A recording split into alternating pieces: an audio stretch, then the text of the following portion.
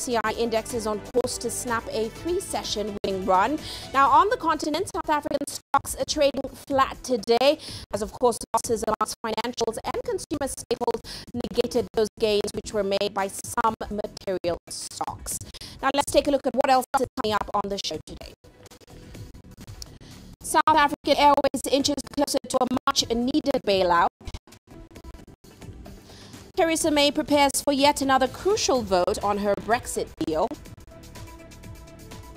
And Nigeria's comedy scene gives the country's film industry a run for its money.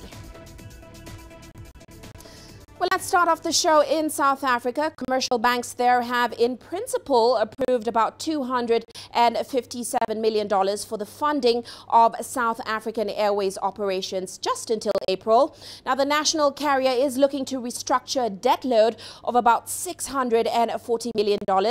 In an effort to salvage operations, SAA now plans a number of aggressive cost-cutting measures, including selling off its catering arm, Air Chefs. Well, let's get the latest from CGTN's Angelo Coppola. He now joins us in Johannesburg. Welcome to the show, Angelo. Now, according to SAA CEO Vuyani Jarana, he says commercial banks, in principle, have approved that $256 million of the funding the airline needs to keep operating until April. But what exactly is the progress so far in terms of making or restructuring that $640 million of its debt, Angelo? Well, look, we reached out to those banks in South Africa for some kind of clarity on whether those discussions were successful or not. Standard Bank came back to us quite quickly, responded by saying that the code of banking practice that prohibits the bank from discussing client relationships with third parties. Clearly, they'd forgotten about the conversations that they had at the Zondo Commission about the Gupta accounts. So we have no clarity on what an in-principle agreement means, and in fact, if there is an agreement at all. In terms of SAA, they're keeping a low profile today. That's after that comment by the CEO in India last week. We do know that there was a consortium keen to take a controlling stake in SAA, but that appears to have been rejected late last year, or earlier this year, in fact. And that came to light, as I said, probably in the first week of January. In terms of the progress of restructuring the existing debt, well, there's no word on that yet. Either way, at least one opposition party suggests that the embattled South African taxpayer are probably going to have to foot this bill again. Uche. Well, Angelo, Transport Minister Blade Nzimande, he actually said recently that the state will like to see the firm's debt restructured as soon as possible. But of course, we know Finance Minister Tito Mboweni, he has also said that the government cannot afford to bail South African Airlines out, and it should be closed actually. So has the state or the government given any clear plan for the airline moving forward? Well, look, not surprisingly, Nzimande didn't provide any details or any timelines about the suggested delivery of that plan. And Mboweni doesn't seem to have budged from his original position, so it appears that we have a stalemate there. We haven't seen a plan other than the government's intention, and the stated intention, to retain control of the beleaguered airline. The state-owned entity has been looking at its costs and revenue streams as part of that turnaround plan, but recently it did announce that it had increased its number of direct flights between Accra and Washington. This is a very profitable route for SAA. Meanwhile, President Ramaphosa in India was at a loss over the weekend to explain why SAA had discontinued direct flights from the Indian capital to South Africa, and he actually called for resumption of those flights. So government appears to be hoping and waiting for the CEO plan to bear some fruit before it runs out of money and runway at the end of March. Of course, the mishandling of the state-owned firms such as South African Airlines under former President Jacob Zuma's leadership, they're coming to the fore now. In fact, both President Zuma and former SAA CEO Dudu Myeni, they've been implicated in testimony from Bosasa's CEO at, of course, that Zondo Commission looking into state capture. So what do we know so far about these reports? Well, look, it's been an interesting day at the Zondo Commission. The star witness there is Angelo Agrizzi. He claims that he was present when his ex-boss, Gavin Watson, handed over a monthly $20,000 cash bribe to Myeni, apparently meant for the Jacob Zuma Foundation. And speaking to Agritzi, Watson also recounted another meeting at the ex-president's homestead in Kandla. This time, Watson handed over another 20,000 monthly bribe to ex-President Zuma, who also then acknowledged receiving the other monthly bribes from Myeni. So in another meeting, we're also hearing and believing that Agritzi says he was present when Myeni handed Watson a secret police docket and investigation into Bosasa and its criminal activities. Now we wait to see if Myeni will actually apply to cross-examine Agritzi and whether she's going to testify in front of the commission or not. Quite interesting stuff there. Many thanks, Angelo, for your insights. Of course, Angelo Coppola joining us there in Johannesburg. Well, let's move on now. In other aviation matters, Ethiopia has opened a massively expanded terminal at the Bole International Airport in Addis Ababa. Now, it carries almost thrice the capacity of the existing airport. The Ethiopian flag carrier has also commissioned its 5-star luxury hotel. The two projects are worth about $428 million US. And yes, CGTN's Gerum Chana with more. A moment everyone has been waiting for. Ethiopian Prime Minister Abiy Ahmed, alongside African Union Chairperson Moussa Faki Mahamat, officially inaugurated Ethiopian Airlines Bole International Airport expansion project. This new terminal can accommodate up to 25 million passengers per annum. It was built at a cost of $336 million.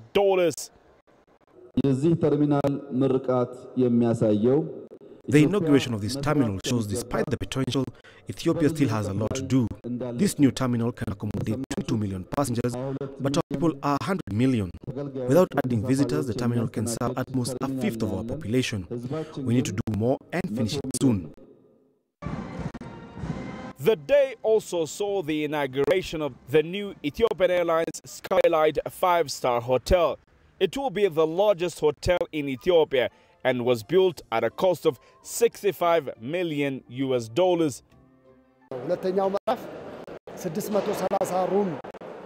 will be a second phase of the hotel project. We will build 630 rooms on the second phase. By then, we will have a hotel with 1,000 rooms. What that can do in Addis is obvious. The city is already becoming a destination for conference tourism. We have UNECA here, the EU and others. The weather is also good. The hotel will assist in harnessing the conference tourism sector. The commissioning of the new ET hotel has brought with it a special news for the employees of the airline. The hotel has introduced an employee share ownership plan. Prime Minister Abiy Ahmed says that is a practice which needs to be expedited in other government-owned enterprises. The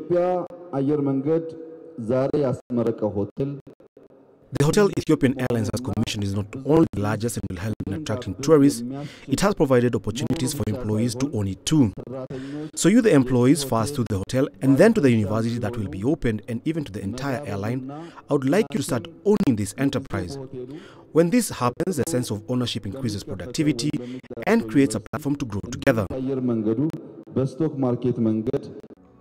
Both the hotel and the expanded terminal projects are parts of Ethiopian Airlines' vision of global domination in the aviation industry. One project successfully complete, and already Ethiopian Airlines is contemplating to begin another one. This time in the town of Bishoftu, just 30 kilometers from the capital Addis Ababa. The airliner is going to build one of the largest airport terminals, not only in Africa, in the world, with a capacity of accommodating 100 million passengers per year. Group data CGTN at the Ethiopian Airlines Airport Terminal, Addis Ababa, Ethiopia.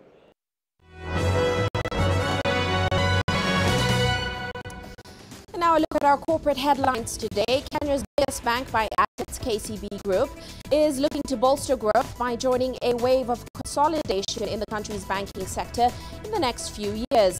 Now, Kenyan banks are moving to consolidate in response to a 2016 cap on commercial lending rates and tougher central bank regulations, which of course followed the collapse of 3 banks in 2015 and 2016. Meanwhile, the Saudi Arabian oil company is taking a nearly 20% stake in South Korean oil refiner Hyundai Oil Bank for about $1.6 billion. The Saudi state-owned giant known as Aramco is seeking to firm up its customer base and market share in Asia. Aramco has also taken equity positions in whole refining companies. These include its 15% share in Japan's Showa Shell Sekyu KK and its 63% of the common stock in South Korea's S-Oil Corporation. Naspers will focus on streamlining technologies and harnessing artificial intelligence across its e-commerce and classified businesses. This is after taking full control of Russia's veto in a $1.1 billion deal. Now, in the past 9 months, Africa's biggest company by market value spent more than $700 million on acquisitions and investment in the classifieds sector. And car company Nissan says it is cooperating with an inquiry by U.S. regulators following reports that the car maker is being investigated by the Securities and Exchange Commission over executive pay disclosures. Now, the probe comes as the firm's former chairman, Carlos Ghosn, faces charges of financial misconduct totaling about $8.9 million in Japan. And that's a look at our corporate headlines.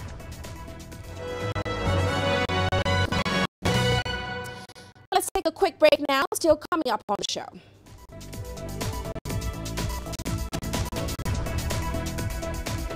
France signed several economic deals during Emmanuel Macron's state visit to Egypt. And we look at Lesotho's economy after years of political turmoil. The world economy as we know it is about to change. Global business reports highlight emerging markets, developing countries, and dynamic sectors worldwide. We feature top analysts and newsmakers to provide perspectives on every facet of business. From an on-the-ground perspective, we provide you with balanced and objective assessments. Fast, sharp, and insightful. Global Business. Only on CGTN. Every story starts out like this. Okay. We'll head up now. Beyond the rush of the numbers, there's always a more fundamental question. What happened? Who has been affected? When market-moving decisions are made, who's responsible and why? Let's get some reaction on ground. Joining us in Johannesburg is Sutra. Hello, Nairobi. This is how all stories begin. See how they end. Only on Global Business.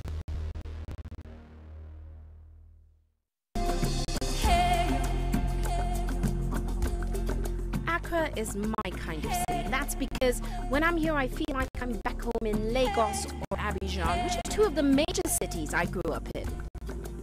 Business in Africa is high risk. After about a decade covering business news on the continent, I've learned it's all about the high risk, but also the high returns and the high energy.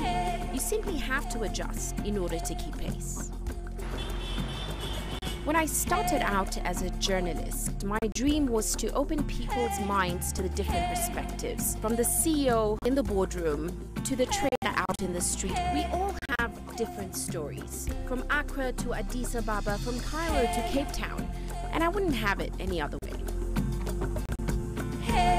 Here at CGTN, we realize that Africa is on the move, and it's moving fast, but we're moving right along with it. I'm Uche Okoronkwo, and I'm a business anchor and reporter at CGTN.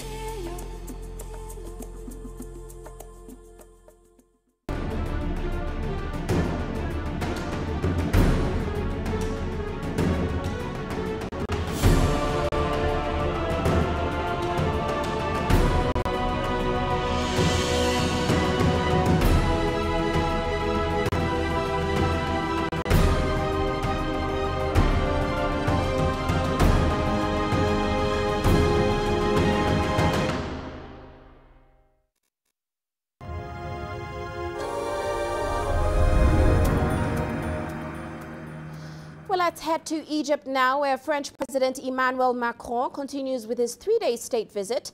He met with his Egyptian counterpart, Abdel Fattah el-Sisi. Now, the two leaders discussed security challenges in Africa, as well as deepening bilateral relations. Here's Adel El-Maroui with more on that. Egypt ensured that during his first official visit to Cairo, President Emmanuel Macron would get the warmest welcome. France is one of Egypt's strongest partners in Europe. On Monday, the two leaders stressed that they need to continue their cooperation on the regional level. Libya is a major challenge for the stability in the region. The dialogue between us has always been strong for several months. That has allowed us both to work together in the field. We have two missions. The first is to counter terrorism and support all parties that are fighting terrorism in Libya. And the second is the national reconciliation, which is the only way for achieving stability. Beside Libya, the security struggles in Africa, terrorism on top of which, have led the talks between both countries. Earlier, French criticism on Egypt's human rights file has hit hard. Still, Macron stressed that he's not trying to lecture Egypt and he respects the security challenges Egypt is facing. We must deal with human rights issues with its comprehensive understanding. They are complex and cannot be separated. The right to life and security, freedom of speech, opinion and development, including nutrition, healthcare, education and proper housing. They are all rights Egypt gives a great priority. It's a country's responsibility towards its citizens. The two leaders saw the signature of several MOUs and agreements, among them a €1 billion deal with the French Agency for Development. It's a program that aims to support projects empowering youth, women and the underprivileged Egyptians. The French president is also scheduled to meet religious leaders before his trip officially ends. With this visit, Egypt will begin a whole year of Egyptian-French culture events to mark the 150th anniversary for the Suez Canal. Adel Mahroui, CGTN, Cairo. Meanwhile, Uganda and Tanzania have agreed to start construction of the East African crude oil pipeline in June this year.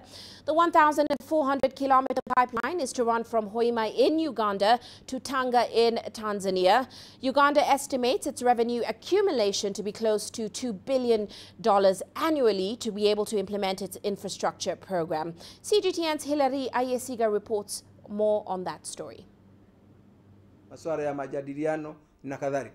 Preparing to market the black gold, technocrats from Uganda and Tanzania push for a deal to construct a crude oil export pipeline. We look forward now to making sure that by June, as I said, we start implementing the project, where the bulldozer, the caterpillar, we then start kicking the land. Both countries are hopeful that by June, they will have secured an investment plan with the oil companies.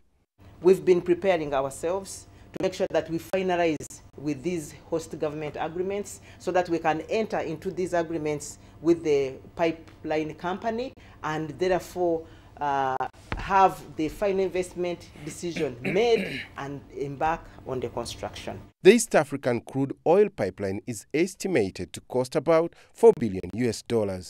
French oil firm Total E&P are the lead partners in the crude oil export pipeline. The construction of the oil pipeline is expected to take 36 months before it is ready to transport the natural resource to the market. But it may take a little longer before the oil product hits the market. Our first oil that we've been looking forward to very much, 2020, it slipped, but we are now looking at 2021/2022. Oil explorations in Uganda have uncovered more than 6.5 billion barrels of crude oil reserves. And as the country moves closer to commercialize its oil resource, it's hoped that the much-needed revenues will help boost its ambitious infrastructure program. Currently, the country is upgrading its road infrastructure and also building power dams, a move that will see the country meet its target of attaining a middle-income status by 2030. Hilary Ayesiga, CGTN, Kampala. And to Lesotho now. Years of political turmoil have weakened the economy and pushed up poverty in the small southern African nation. The situation worsened last year after we saw the U.S. threaten to expel Lesotho from the African Growth and Opportunity Act. Now, Sumitra Naidu has more on their story from the capital, Maseru. Lesotho's new leadership has helped to calm political turmoil in the country. It's also convinced U.S. legislators to keep Lesotho as a participant of AGOA. This factory in Maseru is one of hundreds of factories that produce garments solely for the American market. We see that AGOA is still important for us because America is a huge market in the world, and they import a lot of the textile protected. And the Lesotho benefit because AGOA is duty-free and no quotas. So actually for us quite easily to do this business because we can competition with other countries. We will benefit from the duties to make our quotation be lower competitive with other countries to win the orders there. AGOA allows African countries to export goods to the United States duty-free. The U.S. agreement has helped Lesotho become a key clothing manufacturing hub in southern Africa. Lesotho seems to be safe for now. It has secured its place under the African Growth and Opportunity Act, but it is concerned about what happens after the next 7 or 8 years when AGOA expires. Over 45,000 people are hired in this industry here in Lesotho. Okay, actually we have now we employ plus minus 1,000 people here. And then our wages now is 2,000 rand per month, per person. So almost like the $140 now. And then to us, is the skills quite is one issue to limit us because like we say, we always want to increase Africa workers' productivities there. So this is the limit based on the Africa workers' skills. So this is also important for us in the future. We will spend more energy, more time, even more costing, basing focus on the increase our productivity.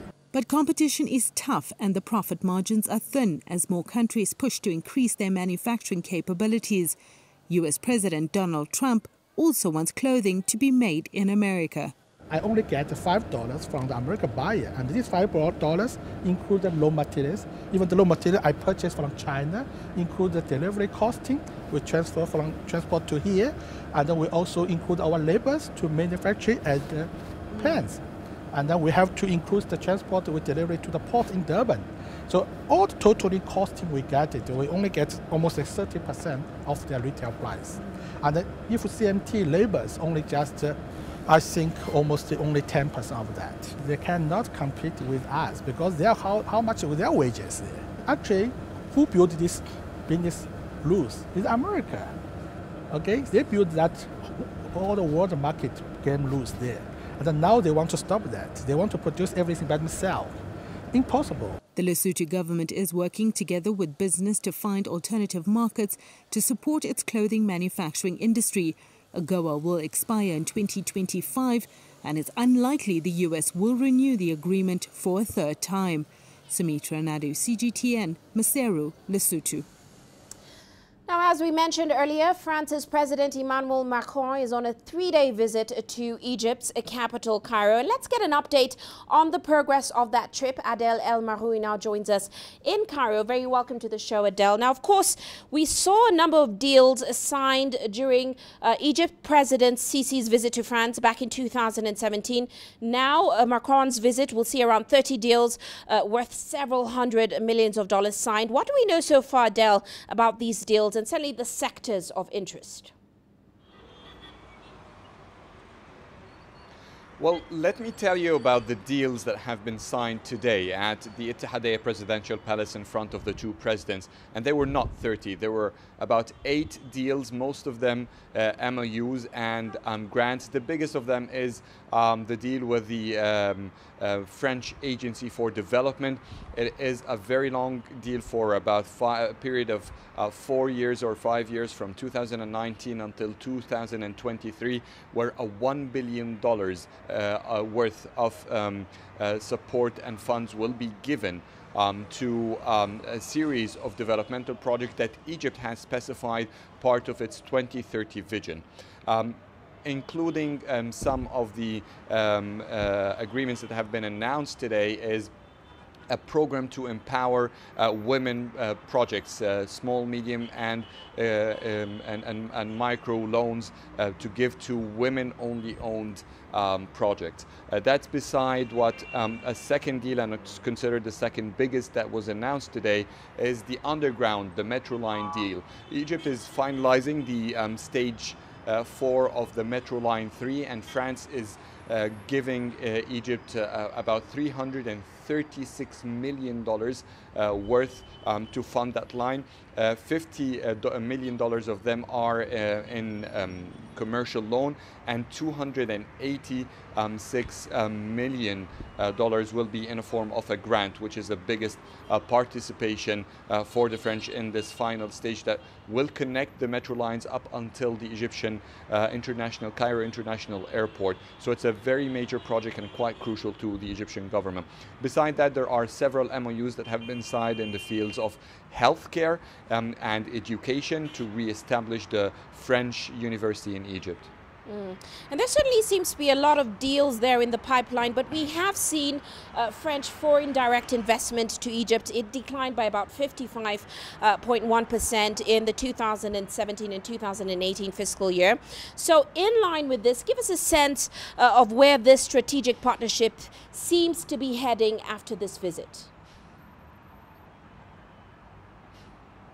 There is definitely a challenge, as you've mentioned, and the Egyptian president knows that quite well. Even Macron has mentioned that they will be looking forward, the two leaders, to invest and join into more fields. One of the surprise change in the routine between the two the schedule between the two presidents was a surprise visit by the two presidents to the Egyptian administrative capital. And as you know, it's the biggest project that Egypt is working on to relocate the capital.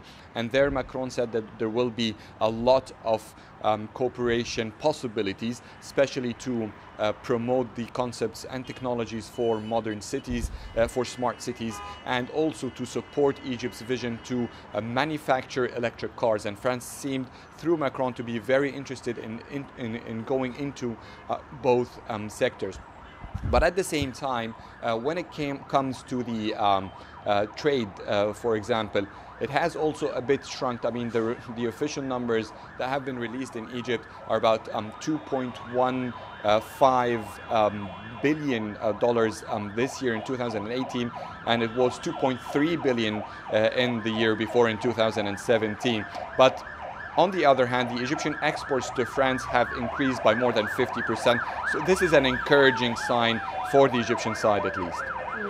Well, Adele, one thing that Macron did this time around is he did talk more openly with President Sisi, especially on the issue of human rights, which, of course, is a topic that could fray the relationship between the two nations. So how was this received by President Sisi, and suddenly will this pose a problem to that relationship moving forward?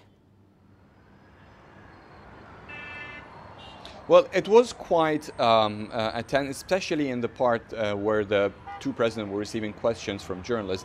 It appeared to be a bit tense, but what was really clear is that both presidents spoke about their personal view toward the human rights file quite clearly. President Sisi was quite frank about his position and what Egypt is doing from an ongoing struggles, whether it's economically and security, which primarily is why Egypt has been taking some measures that has been accused and been accounted against human rights in general.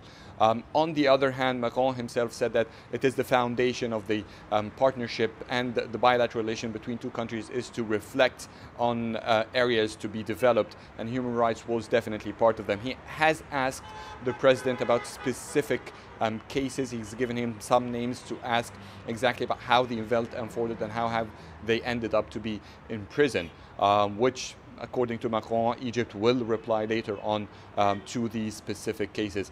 But overall, from what has been announced today, it seems, yes, there is tension in that area, but it may not be as big to hinder what they are intending to deepen the partnership. Yes, the MOUs that we've seen signed today is much less than what was previously announced, There is still discussions for business deals.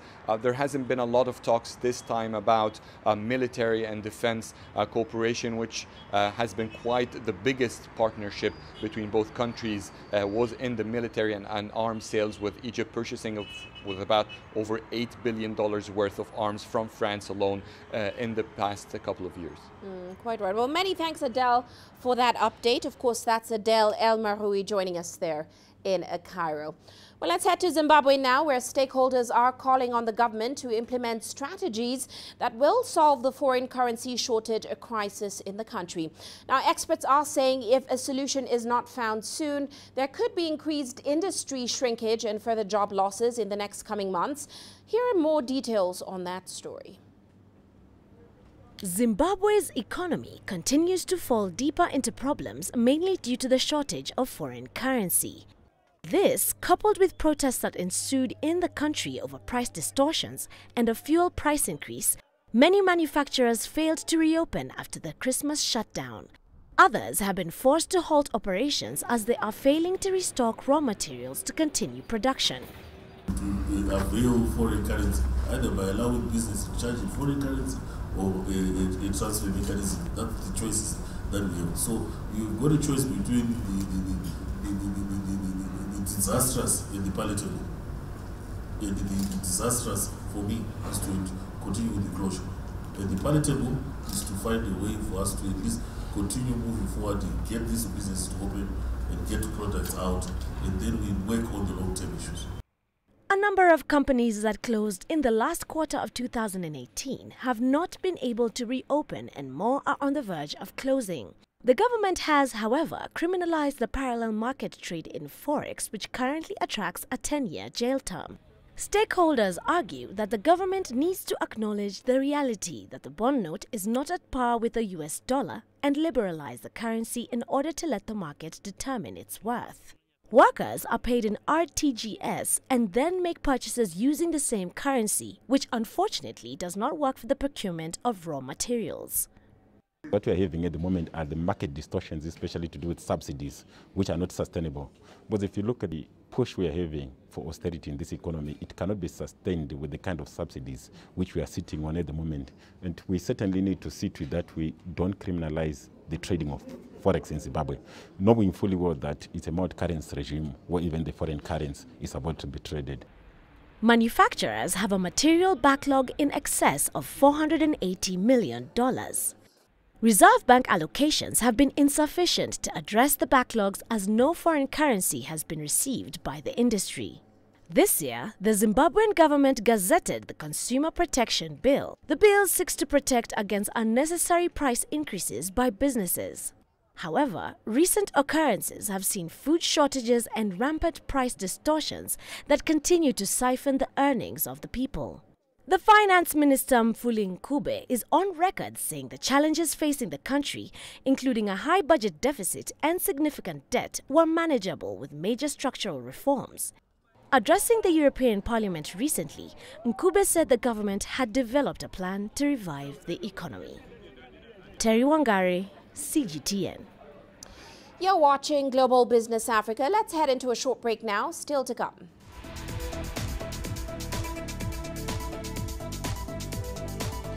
Theresa May prepares for yet another crucial vote on her Brexit deal. New Zealand bans foreign property buyers. We'll tell you why after the short break.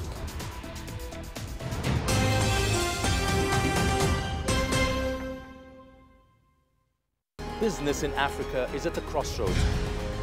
We celebrate those who are adopting and thriving despite the challenges, from grassroots to big businesses.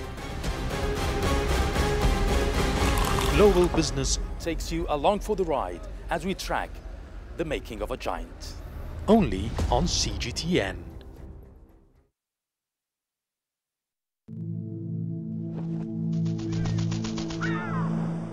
How will your world change today? What happens here? What happens there?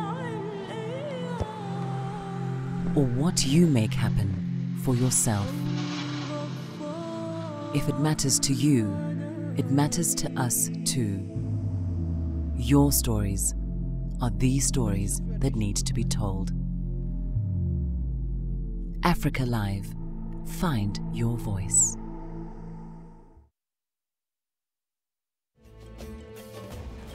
There's more to this place than just glorious landscapes. There's more to it than just, say, Table Mountain or glorious, endless salt flats. There's more to it than countries that are home to some of the deepest mines in the world. There is so much more to this place, even if it is home to some of the finest diamonds on the planet. It is the sheer diversity of the people who call Southern Africa home, and the relentless drive to make it a better place that make it so special. And we know that because this too is home.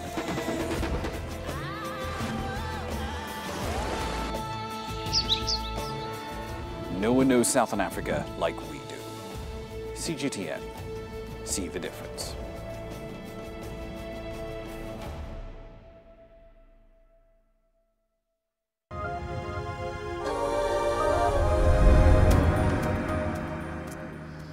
Now, British Prime Minister Theresa May will have another go to secure a Brexit deal in a parliament. However, CGTN's Richard Bestick tells us if she fails, there are high chances that Britain could face significant harm in its economy once, of course, it divorces the EU on March 29th. Finding an alternative to a no-deal Brexit is the challenge facing UK Prime Minister Theresa May. Although finding a compromise and agreement among the feuding factions here has proved desperately elusive. The British Premier still reeling from defeat on an historic scale, which stunned a deal she'd spent 2.5 years negotiating. Now, with just 2 months to go, some MPs genuinely fear time has run out, and Tuesday will ask Parliament to stop the clock on Brexit. The reason that we're in this situation is because we've had continued delays from the Prime Minister continually kicking the can down the road. And the problem is we're still not really seeing any progress. So I hope that this does put pressure on the Prime Minister to sort things out by the end of February. But if we get to that point, she should be ruling out no deal. Perhaps inevitably, a senior cabinet minister, Andrea Leadsom, has broken cover to say delaying Brexit would be just a blocking mechanism. According to the Bank of England and the UK Treasury, among others, the potential economic damage from no deal would be significant. They're talking of 6-day delays at Britain's ports, hitting the import of foods and medicines, the risk of a catastrophic recession. And from one British newspaper, Brexit officials openly discussing martial law in Britain and calling in the army in the event of riots. Whatever the ultimate reality, the stakes in this week's parliamentary showdown appear to have limited political precedent. Richard Bestick, CGTN, London. And to New Zealand now, sky-high housing prices are coming back down to earth in the country. Home sales are down nearly 13% right now, and that's thanks to the government's ban on foreign buyers, blaming them for inflating the housing market. Our correspondent Owen Poland reports from Auckland. The newspaper headline says it all, as official property statistics for December revealed the dramatic impact of new legislation, which banned non-resident foreigners from buying existing homes. After it came online, sales in the major urban regions, including Auckland, fell very sharply. Here in Auckland, sales were down by 20% in that 1 month alone. That's a large drop. The Labour government says it's pleased that the ban is having an impact. However, the opposition National Party says the new law has also restricted the flow of foreign investment in much-needed new apartments. What's happened is that people have got the message that they're not wanted by this government, and it's really hard in New Zealand to get investment in here, particularly foreign capital. Another key indicator of the market correction is the time that it takes to sell a property. Here in Auckland, the median number of days that properties spent on the market in December increased from 34 to 39 days, and that's the highest number since 2001. The restriction on foreign investment was part of an election pledged by the Labor government to make housing more affordable for first home buyers. However, median prices actually rose in December, and the Auckland market was up almost 8% last year. I doubt whether it was really the intention to make the housing more affordable for local buyers. I think the intention was to win an election and to play a fear card about foreign investment. In the short term, economists believe that it's still going to remain tough for first home buyers. However, the prospect of new regulations, including a possible capital gains tax on investment properties, will eventually force prices down. We do think that these changes that are coming online now and over the next few years will really sap a lot of the strength out of the investor market. That plays a big role in shaping house price growth, so we are expecting some weakness in house prices over the next few years. One thing's for sure, New Zealanders who own their own homes are in for a nervous time if growing predictions about a fall in property values are correct. Owen Poland, CGTN, Auckland. And to Malaysia now, easy access to cheap foreign labour in the country means that local manufacturers don't see much need or incentive to automate. Now, the government is hoping to change that, and it now has created a program and fund to help SMEs move to Industry 4.0. To make that transition, it's getting help from the country that first developed the concept of Industry 4.0, which of course is Germany, particularly from the high-tech industrial powerhouse state of Bavaria. Here's CGTN's Rian Melzer reporting from Kuala Lumpur. Bavaria-based Bauer is a world leader in specialist foundation work, as well as manufacturing state-of-the-art machinery to carry out the tasks. Bauer's Malaysian offshoot has played a key role in many of Malaysia's most challenging projects, led by its local staff. We invite them regularly to Germany for training, and vice versa. Our trainers come to Malaysia and train them here on the site. This site is being led by a Malaysian project manager, and she is a master engineer, graduated in Malaysia, got all the special training in Germany. Other leading Bavarian companies, including Osram, chipmaker Infineon, and Siemens, are also helping Malaysian workers and SMEs to adapt to the world of Industry 4.0. Bavarian companies don't want to be followers, we want to be leaders. That's what's kept Bavaria on top. And this is what we are doing here in Malaysia. We want to make sure that Malaysian companies are leaders and not followers. If you ignore the new technologies coming in and you're not innovative, you're going to lose the game. Malaysia's new government knows local SMEs desperately need to up their game and has created a blueprint and fund to assist them. This is the first time that the government is having a concerted effort. This readiness assessment framework is to help companies identify the areas of Industry 4.0 where they are the weakest in, and also where they need to improve on the most, so that they can streamline their manufacturing processes in order to improve their productivity. Malaysia's government is partnering with Bavaria's highly regarded Technical University of Munich to help prepare Malaysian SMEs to be part of the fourth industrial revolution. Bauer, meanwhile, is swiftly moving toward greater automation and robotics, and says it will ensure its Malaysian offshoot and staff are part of that transformation. Ryan Meltzer, CGTN, Kuala Lumpur. Now, rapid urbanization and a tech-savvy population has been driving the Asian internet economy. The sector, inclusive of e-commerce, is expected to hit $240 billion by 2025. Now, online purchases have been on a steady increase, but on-time delivery has been intricate in Southeast Asia. Here's CGTN's Miro Liu reporting. If you live in Punggol, then collecting your online shopping goods just got a whole lot easier. You no longer have to coordinate with the delivery service, nor do you have to be at home to collect the parcel. Instead, you can pick your shopping from lockers installed at locations near your home and work at a time of your convenience.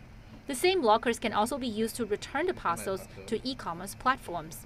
These are part of a government-led initiative to create a locker alliance. Consumers will find it very convenient at their own time, at their own most convenient location to pick up the parcel. For the LSP, it will be targeting at improving their delivery efficiency because instead of delivering to the homes, now they can drop multiple parcels at each locker station. It also is targeting at the marketplaces where it can extend the reach for them to be able to deliver to the consumer in the most convenient location.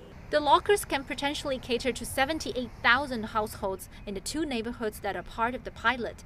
One of the locker operators is SingPost, Singapore's national postal service provider and a leading e-commerce and logistics operator. This initiative helped to accelerate the transformation of the logistics industry in Singapore. It enhanced the e-commerce growth in the market. It helps to improve the productivity. The locker initiative hopes to streamline the last-mile delivery. Many of those lockers are conveniently located at subway stations and parking lots of housing estates like this one. Singapore's IMDA is working on establishing a regional locker network to improve cross-border e-commerce transactions. It has signed initial agreements with locker operators from Thailand, Hong Kong, and Indonesia. If successful, the IMDA believes it could address the issue of point-to-point integration. It essentially will help customers to order products from locations that don't normally deliver to Singapore and vice versa. Lazada, Taobao, Esprit, and Qoo10 are some of the e-commerce partners for the pilot project. Lazada, Southeast Asia's leading e-commerce platform, believes that collection points can ensure scalability and efficiency. We're working with different partners to have the widest range available to our customers, because one key ask of the customer is convenience. So we believe that collection point can give an answer to that request of the customer. Though barely a month old, the pilot has already started generating some interest among online shoppers. And with the Chinese New Year and Valentine's Day right around the corner, IMDA expects that the locker collection service will help ease the last-mile delivery hassle during those peak periods. Mirulu, CGTN, Singapore. Now, integrating new technologies into current infrastructure. That's what some tech giants are doing in the US with the use of bicycles, providing people with an alternative to driving cars. CGTN's Daniel Ringes takes us for a spin in Washington. In Washington, the global ride-hailing company Uber is both excited and cautious about its acquisition of the bike and e-bike startup called Jump in 2018. There's tremendous demand for these bikes. People want an alternative to having to drive their own car. And so certainly we think long-term it makes sense to make sure that there's a regulatory system that allows for supply to match this tremendous demand. In San Jose, California, city authorities expressed caution about integrating electric scooters into their transport system. So we do want to address safety concerns. We want to make sure that they're being operated in a way that doesn't threaten other users of the sidewalk or the street. We also want to make sure that they're being parked appropriately, so not blocking the sidewalk. In Arizona, some residents have even attacked these Waymo self-driving vehicles owned by Google's parent company Alphabet, being tested on roads in Phoenix. Robin Chase, the co-founder of the car-sharing company Zipcar, has helped establish the New Mobility Alliance, or NUMO, to improve the transition using new technologies. The challenge is all of those new innovations are having to fit into the existing city streets with the existing regulations and the existing taxes, and it's nudging the status quo and is causing chaos because of that. Based in Washington at the World Resources Institute, NUMO is supported by companies like Uber, Didi, Mobike and Lyft. It will promote ways to improve cities worldwide. And the future, like it or not, is Hong Kong, Paris, London, Dakar, Beijing. That density does not permit economic activity and livable cities and everybody owning their own car. The World Bank cautions that electric vehicles are not in themselves a solution. In many parts of the world, you have to have the infrastructure to provide a charging station and also your energy that are produced to charge such electric vehicles has to be coming from clean energies, otherwise it defeats the purpose. A university study published last month indicates rising concern among Americans about the impacts of climate change. Experts here in Washington say cities will need to apply thoughtful management of existing infrastructure in order to enable these new mobility solutions to take us where we need to go. Daniel Wrenches, CGTN, Washington. And moving on now, let's take a look at commodities today. We saw oil prices falling almost 2%, and that's after U.S. companies added rigs for the first time this year. Now, that, of course, signaled that crude output may rise further. Now, despite this, the oil price is still on course for its strongest January gain for 14 years. Meanwhile, gold prices edging lower as, of course, we saw the dollar steady today. Investors continue to adopt a cautious approach while, of course, awaiting developments on the U.S.-China trade front and, of course, the U.S. Fed policy statement. Let's take a short break now. Still to come.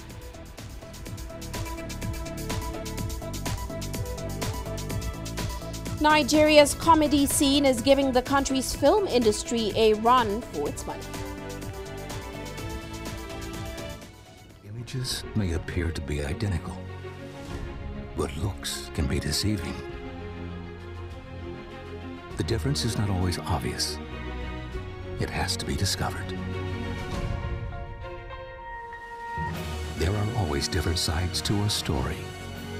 We put the focus on the details. To see more, to understand better. CGTN. See the difference. The greatest journeys, the greatest sights, the greatest adventures. Here in Panata, this weir allows the locals to walk on water. We're far more than just TV news. We're your passport to the wonders of Africa. To bring you stories of struggle, survival and hope.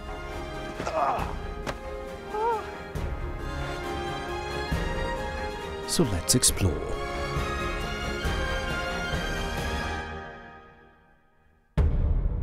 CGTN. See the difference.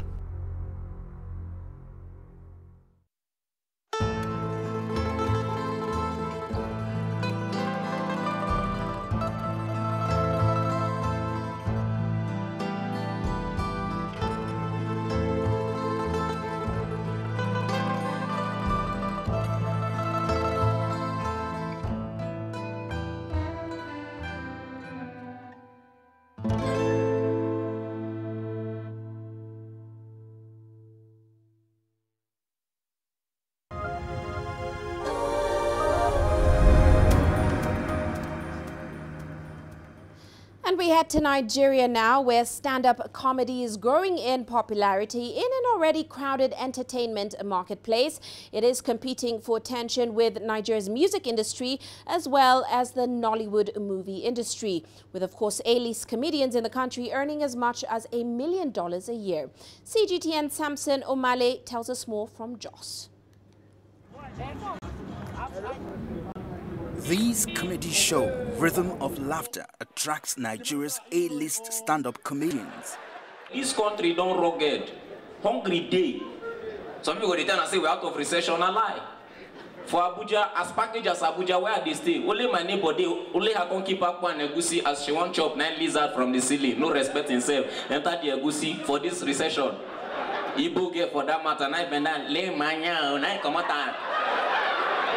Nonsense. Jos usually holds the first major comedy show of the year in the country. Fans at this event pay as much as $600 for a front row table. There's no comedy concert that is well organized that don't have crowd. You see, people come not just themselves, they come with their family. And I feel the situation of this country right now must have motivated that spirit of people coming in mass to laugh. For many, paying to let off some stress and forget Nigeria's problems is worth every penny. Laughing is a good thing. I mean, they say when you laugh, you don't grow old. So I don't want to get old. I want to keep the smile. Hearing them crack jokes, I think that will actually ease me of stress. So that's why I'm actually here, and I pay the money to come and be happy. Across Nigeria, top comedians have enjoyed a spike in their earnings. The creative industry in Nigeria, which includes stand-up comedy, is only second to the oil sector in its contribution to the development of Nigeria's economy. So it's becoming an attractive career choice. I earn more money more than even the Nigerian actors from the Nollywood. Forget what you see on screen. I've gone to places where some of my fans from the Nollywood industry will ask you for money. There's money in comedy when you're funny. With comedy, I got married. With comedy, by the grace of God, I'm living in a comfortable place by God's help. With comedy, I'm taking care of my son. I don't do anything. I don't have any business anywhere. It's with comedy. So anybody that tells you comedy is not lucrative, that person is not creative. While some Nigerians see comedy as a way of relieving stress, comedians are also happily smiling to the bank. Samson Omale, CGTN, Jos, Nigeria. Well, before we go, let's check in on Africa's currencies today. South Africa's rand strengthening for the first time since August 2018. Now, analysts are saying this year the rand is the second best performing currency amongst a basket of 24 emerging market currencies, certainly helped by a stabilization in commodity prices, as well as improved sentiment towards emerging markets and the paring back of expectations of further interest rate hikes by major economy central banks. Meanwhile, Kenya's shilling also firming up against the dollar, and that's due to hard currency inflows from diaspora remittances as well as thin oil importer demand. And that's it for this edition of Global Business Africa. Remember, you can send your feedback to the contacts on your screen. You can also follow us on our various digital media platforms. From me, Uche Okoronkwo, and of course the rest of the team, thanks for watching.